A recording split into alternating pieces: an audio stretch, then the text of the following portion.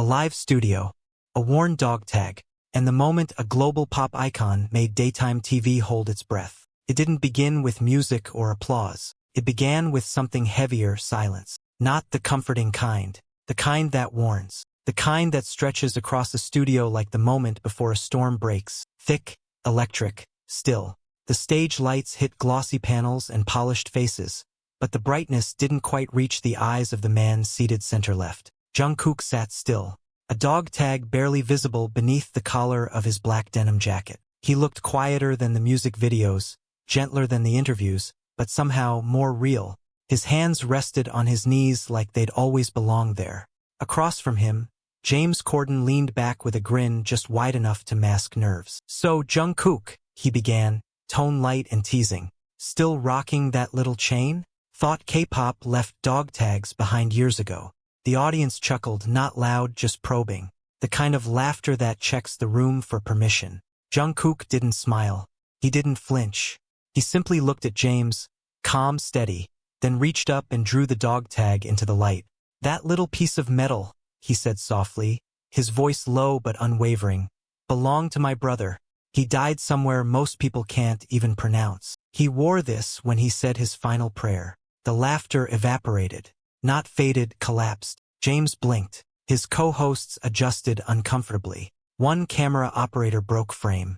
Even the lighting felt suddenly intrusive. Jungkook didn't fill the silence. He honored it. Someone in the front row swallowed, audibly. A producer backstage whispered, "Cut to commercial." The director raised a hand. "No, let it run." You could feel the tension rising, not from friction, but from presence. Jungkook rolled the tag between his fingers gently. "I don't wear this for nostalgia," he continued. "I wear it because some things shouldn't be forgotten, even if they still hurt." No one moved. A cough echoed from the back row like an apology. And then James, trying to regain rhythm, chuckled sharply. "Well, that got heavy fast," he said, stretching levity into the room like a threadbare blanket. But it didn't land, because the energy had already shifted, completely. Jungkook hadn't come to entertain. He hadn't come to spar. He came to bring something more enduring than opinion, truth, and it had just hit the room like a gut punch in round one. Jungkook turned slowly, a quiet smile tugging at the edge of his lips, not the kind built for the cameras, but the kind that comes from somewhere earned. "Then maybe," he said softly, "I show them something they didn't plan on." He reached for a worn black canvas duffel resting at his feet. From inside, he pulled out a battered case, its corners scuffed, the zipper sticking like it had been opened and closed 1,000 times. Inside were 2 old fingerless gloves, faded, cracked along the seams, once vibrant but now dulled with time. He picked one up gently, holding it like something sacred. "These," he said, "were the gloves I wore the week Min Jae died." Tony, his longtime manager, went still. The room, already quiet, seemed to hold its breath. Jungkook didn't flinch. "People think pain makes you fragile," he said. "It doesn't. It makes you honest." He slid one glove back into the case, but left the other out, his hand resting on it with a kind of reverence. "I'm not walking into that studio to fight," he added. "But I'm not walking in unarmed either." Tony exhaled and sank into a chair. "If you're gonna do this," he said, "do it your way." Jungkook nodded once, not with arrogance, but with quiet certainty. The kind you only earn after being underestimated for too long. By morning, the whispers had already begun online. Why is Jungkook going on James Corden's show? Is this for damage control? He's gone too serious. They're going to eat him alive. Jungkook didn't read a single one. Instead, he rode in silence in the back of a black SUV heading to the studio, the city blurring by outside. His dog tag was tucked under his collar, the glove still in his bag. He stared out the window at the skyline, a city that had once screamed his name, then moved on, then circled back again in whispers. He hadn't prepared sound bites, no cue cards, no PR preps. He wasn't coming to charm or defend. He was coming to speak. And truth doesn't always need volume. Sometimes, it just needs to arrive, bruised, breathless, and undeniable. In the studio, the red light blinked live. The set looked like any other. Polished surfaces, soft lighting, bright graphics. The kind of place where tension gets served with a smile and awkward truths are quickly cut to commercial. The co-hosts grinned wide, trained in banter, fluent in safe questions and laugh track timing. But Jungkook sat still, his posture grounded. The dog tag caught the studio lights in a brief flicker beneath his collar. He wasn't scanning for cameras. He wasn't performing. James Corden leaned in with his signature late-night warmth. "So, Jungkook," he said, all teeth and timing, "you've been a pop star, a dancer, a fashion icon. Some people say you've been on every stage except Broadway." The crowd chuckled, prompted, on cue. "But now," James continued, "word is you're walking around with a dog tag like you just walked off the set of a war movie. What's that about?" BTS goes Black Hawk Down. Another laugh rippled across the audience, a little louder this time. Jungkook didn't flinch. He let the silence hang for a beat, then another. Then, low and steady, he answered. "Some people wear things for attention," he said. "I wear mine to remember." The air changed. The laughter stopped, not out of offense but confusion, like the room had just realized it had stepped into something real.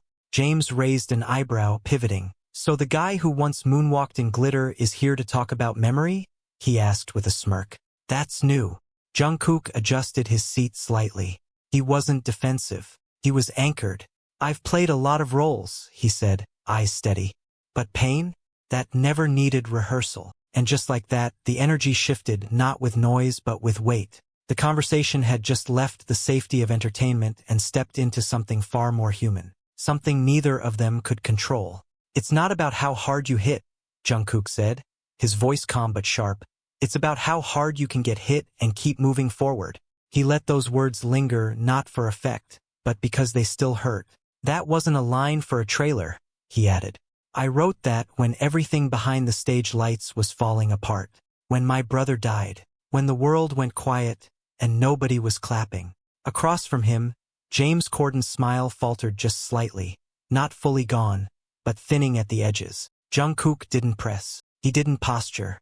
He simply added, "I'm not here to play priest. I'm here because sometimes pain needs a voice that doesn't tremble." No laughter, no clever applause, just stillness. A young man in the back row lowered his phone. A woman in the second row pressed her hand over her mouth. The lighting on set suddenly felt harsh, like it wasn't meant for this kind of moment. James cleared his throat, trying to steer things back. "Well, that got real quick," he said, aiming for levity.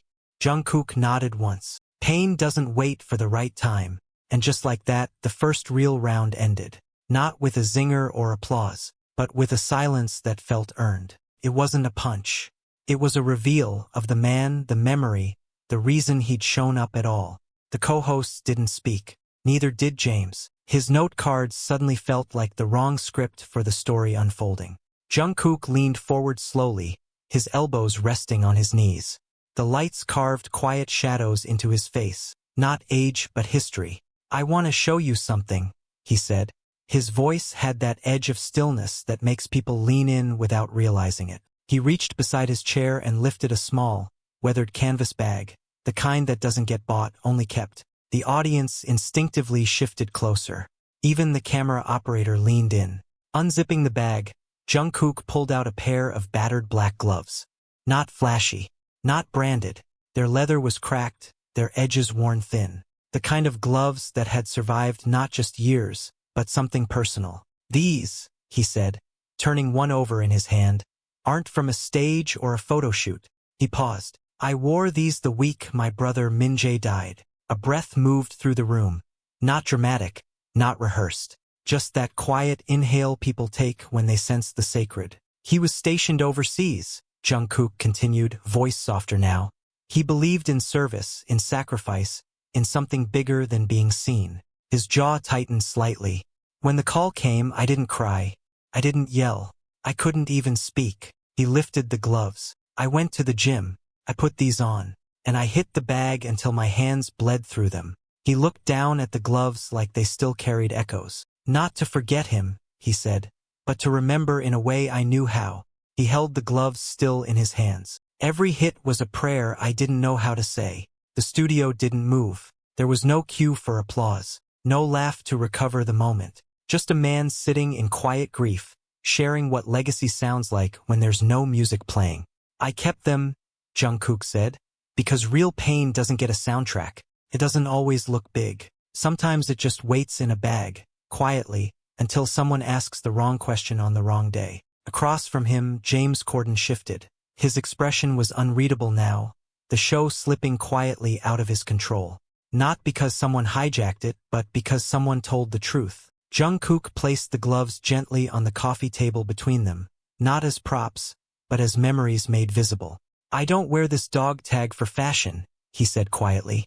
"I don't carry these gloves for nostalgia." He leaned back slightly, voice firm now. "I carry them because what we survive should never be hidden."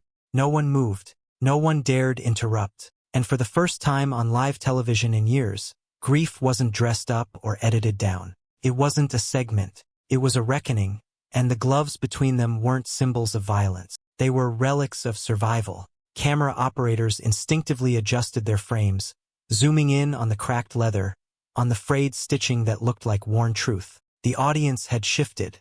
Shoulders leaned forward. Phones were lowered. Mouths stayed closed. Even the studio lighting felt more reverent now, like it understood the moment. James Corden cleared his throat, too loudly. "Well," he said, fumbling for levity, "that's definitely not what I expected from a pop star." A few forced chuckles rippled through the room. Not joy, not even relief, just nervous habit. Jungkook didn't look at James. His eyes were on the audience now, scanning faces, not for applause, but for understanding. Then, from the far left corner of the studio, a man stood up.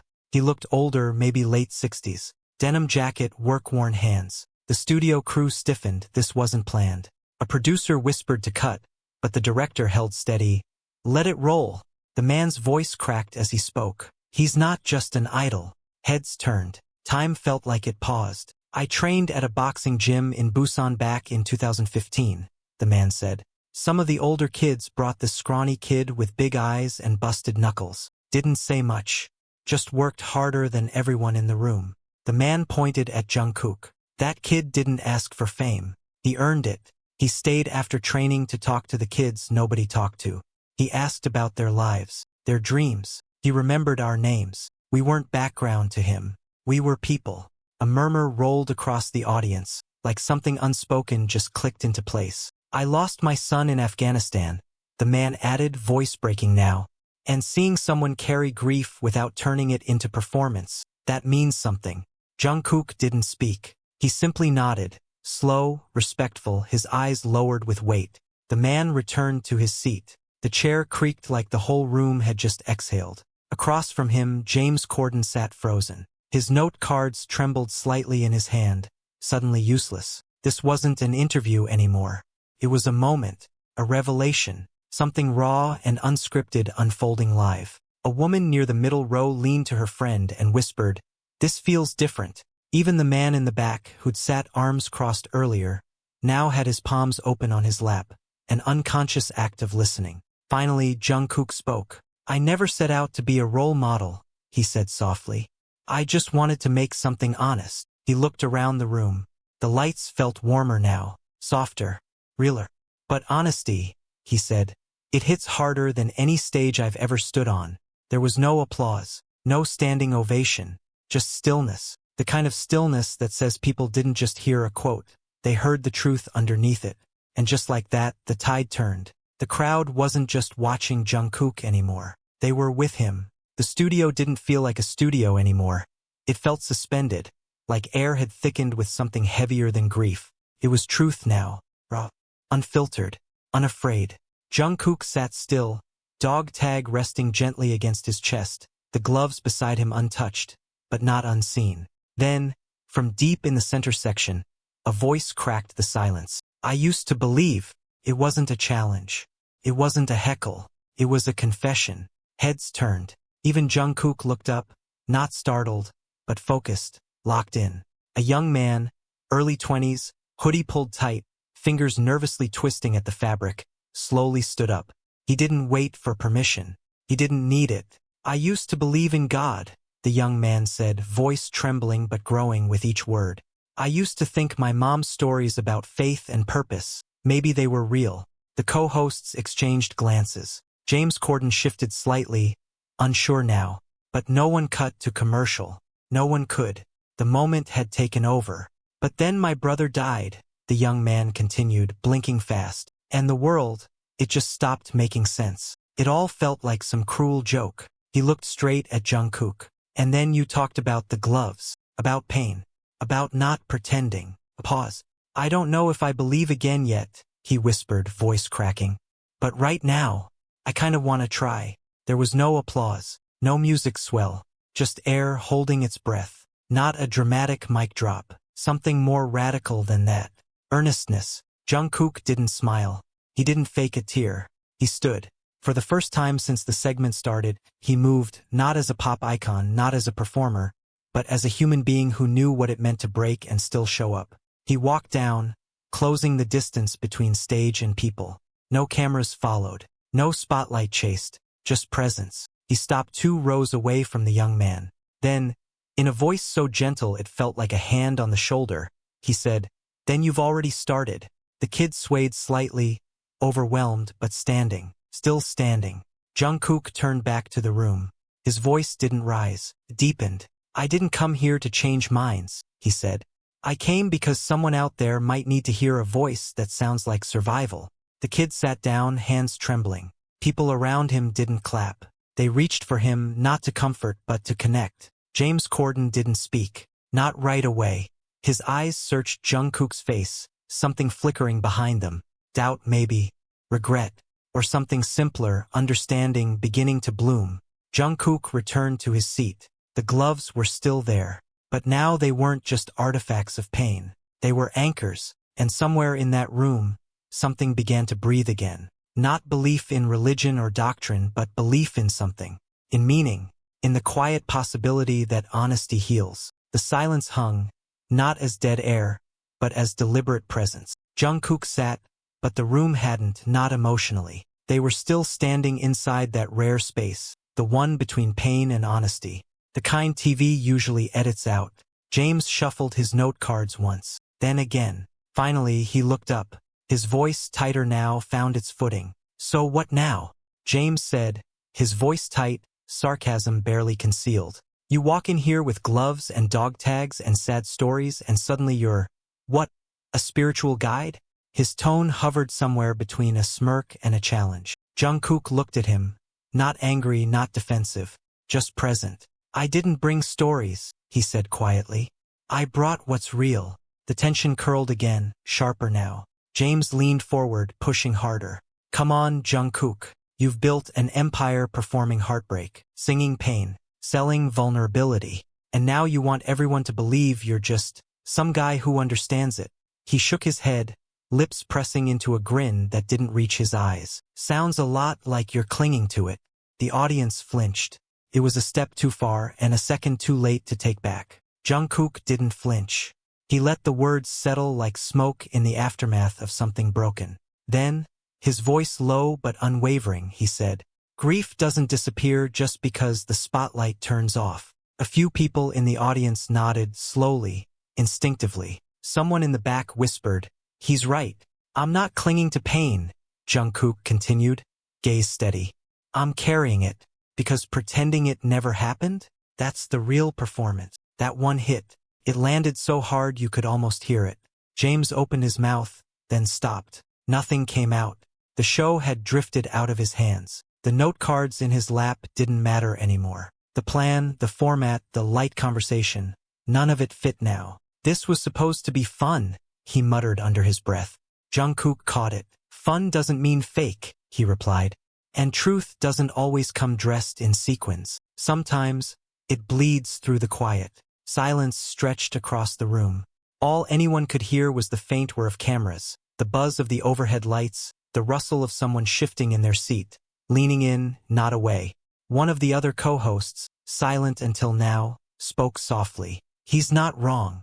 James looked at her, then at Jungkook. His smile was gone. What remained was something stripped down, not defeat, but recognition. Jungkook leaned forward, not as a performer but as a person. "I didn't come here to argue," he said, echoing his earlier line. "But I didn't come to be quiet, either." And no one in the room mistook him for an idol now. No one thought the gloves were stage props. No one saw the pain as scripted. For the first time, the host looked like a guest, and the guest looked like a mirror no one had expected to face. No one moved. No one breathed too loudly. Jungkook's words hung in the air, not loud, just heavy. James sat, momentarily disarmed, his note cards resting like paper shields that couldn't hold. And then it happened. A beep, a flicker. The studio screen behind them, meant to show logos, branding, fluff, blinked to life. A backstage tech had accidentally triggered the wrong overlay, but it was too late to pull it down. Large white letters over a black background filled the screen. The room froze as the words appeared. I'm a Marine. I lost my best friend in Afghanistan. I was going to end things tonight, but watching Jungkook talk about pain like it's not weakness. Maybe I'll wait one more day. The entire room inhaled at once. Not a reaction, but a reflex. A single shared gasp. A pause that stretched time itself. Jungkook turned slowly toward the studio screen. He didn't blink. He didn't act. He simply felt. You could see it, not in his eyes, but in the stillness that settled into his body like gravity, like purpose. The co-host sat frozen. James Corden, usually full of charm and sarcasm, stared blankly at the screen, his expression stripped of wit, his mouth slightly open, as if words had abandoned him. He began, then stopped, his voice sounding raw, almost fragile, unexpectedly human. Jungkook stood, not for drama, not for applause, but because the weight of the moment required it. He didn't look at the camera. He looked through it, and somehow it felt like he wasn't speaking to the room anymore, but directly to someone out there, in silence, on the edge of something unspoken.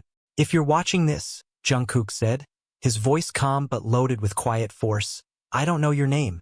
I don't know what you've lost, but I know what it feels like when the pain owns the room. The audience was still. Even the crew had stopped moving. You don't have to believe in me, he said softer now, but believe in the fact that you're still breathing, and that's not nothing. He stepped forward slightly, not for the cameras, but as if closing the impossible distance between two people who had never met, but somehow understood each other completely. Don't walk away from this world just yet, he added.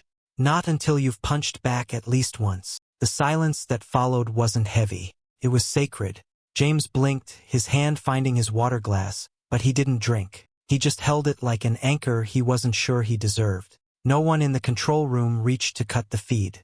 It didn't feel like television anymore. It felt like church or a battlefield or maybe both. The screen behind them faded slowly. No sound, no outro music, no commercial cutaway. Just the still image of a man who hadn't come to entertain, and a message that was never meant to air, but had somehow arrived right on time. The screen went black. The words disappeared, but the silence remained, thick, electric, unshakable. Jungkook didn't sit. He stood there, one hand resting on the worn boxing gloves, the other gently brushing the dog tag that hadn't left his chest since the war took his brother. No one clapped. No one dared to. And somehow that silence said more than any applause ever could. Then slowly, one by one, they rose. No music, no stage direction, no camera cue, just people standing. First a woman near the front, arms crossed tight against her chest like she was holding something sacred. Then a man in the third row, the same one who'd folded his arms in quiet skepticism at the top of the show, now standing, hands open. Then came the ripple, row after row, quiet, unrehearsed, powerful. Not a single person clapped, not because they weren't moved, but because they were, and they knew applause would break the spell. Jungkook stood steady, scanning the faces before him, not as a pop star, not as a celebrity, but as someone who had chosen to show up, carry pain without shame, and speak into the silence. For the first time in a long time, a studio became something more than a stage. It became a place where someone's story might just save a life. And for everyone watching, in that room or beyond it, the message was clear. You don't have to be loud to be heard, and you don't have to be perfect to matter. You just have to stay. Not to take in admiration, but to recognize the weight of what was happening. People weren't just watching Jungkook. They were witnessing something they hadn't seen on daytime TV in years. Truth without spin, pain without performance, strength without needing to shout. James Corden hadn't moved, still seated, his back slightly hunched, the cue cards in his hand now limp and pointless. His gaze was fixed on Jungkook, but something had shifted. There was no defiance left, only reflection, maybe even regret. And then, In a voice softer than any he'd used all day, he finally said, "You didn't come here to win anything, did you?" Jungkook shook his head slowly. "No," he replied. "I came because somebody out there might need to know they're not broken for still feeling." And something in that cracked the room open. James stood up, not to take back control, not to perform empathy, but because staying seated in that moment felt wrong. The silence wasn't awkward anymore. It was sacred, reverent, the kind of silence you only hear at funerals or awakenings. Jungkook returned to his seat, not because the moment had passed, but because it had fully arrived. The gloves still sat on the table, but now they weren't just symbols. They were proof that some wounds don't heal by hiding, but by being seen. And for the first time in a long time, this show wasn't selling anything. It wasn't debating. It wasn't spinning. It was just a room full of people standing in the presence of someone who had reminded them how to feel without shame. The lights still burned overhead, but no one noticed them. Not the crew, not the hosts, not even James, who stood at his mark as if waking from a dream he didn't know he was in. Jungkook sat steady, grounded. The gloves between them, no longer props, but monuments. Backstage, the producers whispered in frantic hushes. Should we cut? Should we move on? But no one touched the feed, because they all knew something rare was happening. Not a viral moment, a human one. Jungkook looked at James, not with triumph, not with scorn, but with something far harder to carry, mercy. James glanced down at his cue cards. They were useless now, like a script after a revolution. "I didn't mean to mock you," he said, voice trembling just slightly. "Sometimes we get so good at talking, we forget how to listen." Jungkook nodded gently. "We all do."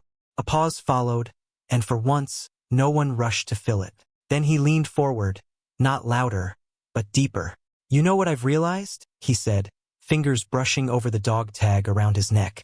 "People aren't afraid of pain. They're afraid of being the only ones feeling it." He rolled the tag slowly between his fingers, then picked up one of the gloves again. "I carried this for years thinking it made me strong. But it wasn't the glove. It was remembering that the fight didn't end just because I got tired." Then he turned and gently placed the glove into James's hands. James stared down at it, frozen, as if Jungkook had just handed him something far heavier than leather.